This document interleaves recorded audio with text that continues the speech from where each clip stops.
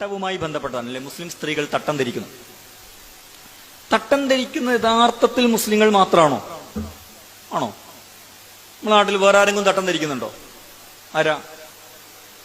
കന്യാസ്ത്രീകൾ ധരിക്കുന്നുണ്ട്. അവര് ധരിക്കുന്നതിന്റെ കാരണം എന്താ കാരണം? അവർ വിശുദ്ധരാണ് അല്ലെ? വിശുദ്ധകൾ ധരിക്കേണ്ട വസ്ത്രം ഏതാണ്? തലമറച്ചും കൈമറച്ചിട്ടൊക്കെ ഉള്ള ഒരു വസ്ത്രമാണ്. ഇസ്ലാമിന്റെ കാഴ്ചപ്പാട് എല്ലാ സ്ത്രീകളും വിശുദ്ധരാണെന്നാണ്. വിശുദ്ധമായ വസ്ത്രം ധരിക്കണം, വിശുദ്ധമായ ജീവിതം നയിക്കണം. അതിന് പ്രത്യേകം നിശ്ചയിക്കപ്പെട്ട ഒരു കൂട്ടർ മാത്രമല്ല, എല്ലാവരും അങ്ങനെ ജീവിക്കണം അല്ലെ? ഇനി നമ്മൾ നേരത്തെ പറഞ്ഞ ജൂതന്മാർ അല്ലെ, ക്രിസ്ത്യാനികൾ തന്നെ എനിക്ക് തോന്നുന്നത് ഇവിടെ ക്രിസ്ത്യൻ സുഹൃത്തുക്കൾ ഉണ്ടാവും. പിന്നെ പ്രാർത്ഥനാ വേളയിൽ എന്ത് ചെയ്യുന്നുണ്ട് ഇല്ലേ? തലമറക്കുന്നുണ്ട് സ്ത്രീകൾ. അപ്പൊ ഒരു ആധ്യാത്മികമായ വേളയിൽ തലമറക്കണം. ജീവിതം മുഴുവൻ ആധ്യാത്മികമാണ് എന്നതാണ് ഇസ്ലാമിന്റെ കാഴ്ചപ്പാട്. പള്ളിയിൽ മാത്രം ആധ്യാത്മികം, പള്ളിക്ക് പുറത്ത് നമ്മൾ ഇഷ്ടം പോലെ എന്നല്ല. പള്ളി ആധ്യാത്മികമായതുപോലെ ജീവിതം മുഴുവൻ എന്താണ്? നമ്മളുടെ ജീവിതം വിശുദ്ധമാവണം, ആധ്യാത്മികമാവണം എന്നതാണ്. ജൂതന്മാർ ഇന്നും തലമറക്കുന്നവരാണ്. യൂത സ്ത്രീകളെ നിങ്ങൾ ശ്രദ്ധിച്ചു, തലയിൽ ഇത് കാണാൻ പറ്റും.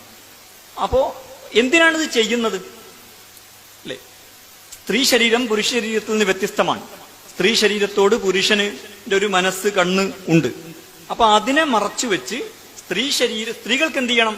പുരുഷന്മാരെ പോലെ തന്നെ സമൂഹത്തിൽ ഇടപഴകണം, പല കാര്യങ്ങളും ചെയ്യണം. അപ്പൊ ഇവിടെ പ്രസംഗിക്കുന്ന പോലെ പ്രസംഗിക്കണം, ക്ലാസ് എടുക്കണം, സാമൂഹ്യ പ്രവർത്തനം നടത്തണം, തൊഴിൽ ചെയ്യണം.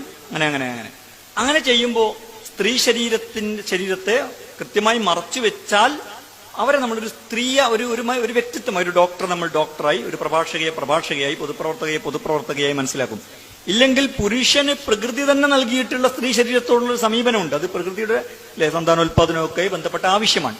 അപ്പൊ അവര് വേറെ രീതിയിലായിരിക്കും അവരെ നോക്കിക്കാണുന്നത്. അപ്പൊ സ്ത്രീ ഒരു ശരീരമായി പുരുഷന്മാർ നോക്കിക്കാണരുത്. അതുകൊണ്ട് അവരെ ശരീരത്തിന്റെ അത്തരം കാര്യങ്ങളൊക്കെ മറച്ചു വെക്കുന്ന വസ്ത്രം ധരിക്കണം എന്നതാണ്